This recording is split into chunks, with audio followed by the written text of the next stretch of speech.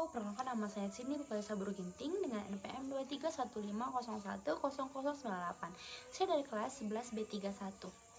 Nah, di sini saya akan membahas tentang Pancasila sebagai ideologi negara. Yang pertama, saya akan membahas tentang pengertian Pancasila sebagai ideologi negara. Pancasila sebagai ideologi negara adalah seperangkat nilai, prinsip, dan pandangan hidup yang menjadi dasar dalam mengatur kehidupan berbangsa dan bernegara di Indonesia. Sebagai ideologi, Pancasila berfungsi memberikan arah dan pedoman bagi penyelenggaraan pemerintahan, pembentukan hukum, serta perilaku warga negara. Pancasila tidak hanya menjadi dasar negara, tetapi juga menjadi ideologi yang mempersatukan karena mengandung nilai-nilai universal seperti ketuhanan, kemanusiaan, persatuan, demokrasi, dan keadilan sosial. Nilai-nilai ini menjadi pedoman untuk mencapai tujuan nasional dan membangun kehidupan masyarakat yang adil, makmur, dan berkeadaban. Selanjutnya kita akan membahas tentang ciri-ciri ideologi terbuka pada Pancasila. Adapun ciri-cirinya yang pertama adalah menghargai keberagaman bangsa Indonesia. Yang kedua, tidak kaku dan tidak memaksakan satu tafsir tunggal. Yang ketiga, dapat menerima hal-hal baru yang positif dari luar. Dan yang keempat, menjadi pedoman yang relevan sepanjang masa. Yang kelima, mengutamakan musyawarah dan demokrasi.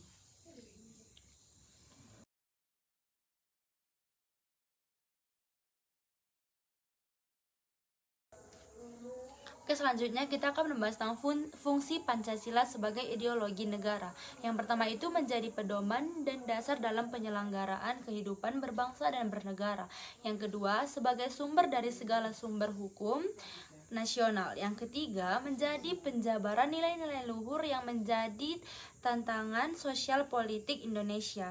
Yang keempat, memberikan arah bagi tujuan nasional masyarakat adil, makmur, dan sejahtera menjadi pemersatu bangsa di tengah keberagaman budaya, suku, agama, dan bahasa. Oke, selanjutnya kita akan membahas tentang kedudukan Pancasila. Yang pertama itu dasar negara atau Filosofis Grundslag, fondasi utama dalam pembentukan sistem kenegaraan Indonesia. Yang kedua itu ideologi terbuka.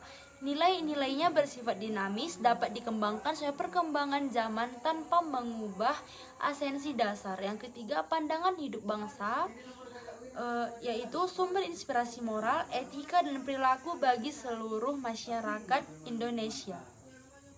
Selanjutnya, implementasi Pancasila dalam kehidupan sehari-hari. Yang pertama itu ketuhanan yang Maha Esa, beribadah sesuai agama masing-masing, menghormati, memeluk agama lain. Yang kedua, tidak memaksakan agama kepada orang lain. Yang kedua, kemanusiaan yang adil dan beradab, bersikap sopan dan menghargai orang lain, membantu teman atau tetangga yang membutuhkan, tidak melakukan kekerasan atau perundungan atau disebut juga dengan bully. Yang ketiga itu persatuan Indonesia. Yang pertama, mencintai produk dan budaya Indonesia. Selanjutnya, menjaga kerukunan antar suku, agama, dan budaya. Yang ketiga, mengutamakan persatuan dibanding ego atau kelompok. Yang keempat itu kerakyatan yang dipimpin oleh kebijaksanaan. Yang pertama itu menghargai pendapat orang lain, bermusyawarah saat mengambil keputusan di kelas, rumah, atau organisasi, menerima keputusan bersama dengan lapang dada. Dan yang selanjutnya terakhir, keadilan sosial bagi seluruh rakyat Indonesia, berbagi dengan yang membutuhkan, tidak bersikap diskriminatif, melaksanakan tugas dan tanggung jawab dengan jujur.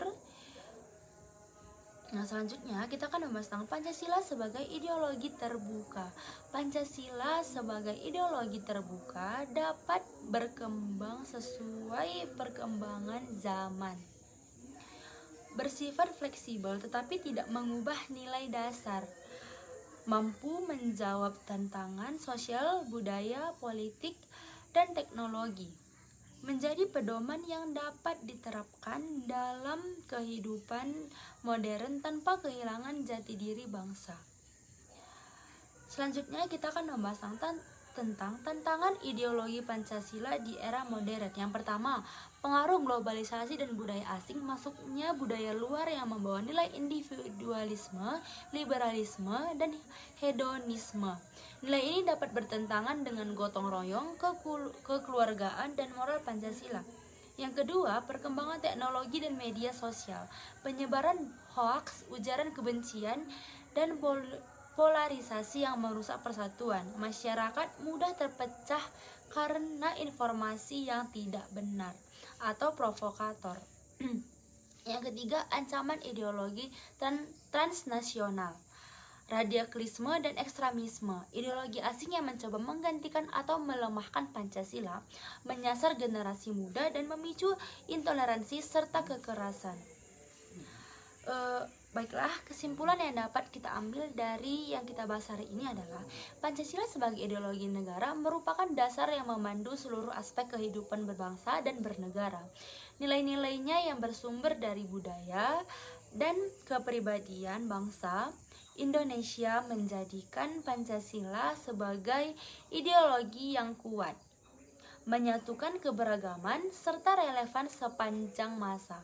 Sebagai ideologi terbuka, Pancasila mampu menyesuaikan diri dengan perkembangan zaman tanpa meninggalkan nilai dasarnya, sehingga tetap menjadi pedoman dalam penyusunan kebijakan, pembangunan karakter bangsa, dan pelaksanaan kehidupan sosial, politik, serta ekonomi. Dengan memahami dan mengamalkan nilai-nilai Pancasila, bangsa Indonesia dapat menjaga persatuan sekaligus menghadapi berbagai tantangan di era modern. Jadi hanya ini yang dapat saya sampaikan pada presentasi saya hari ini. Jika ada kesalahan kata, saya mohon maaf dan saya mengucapkan terima kasih atas waktunya. Terima kasih.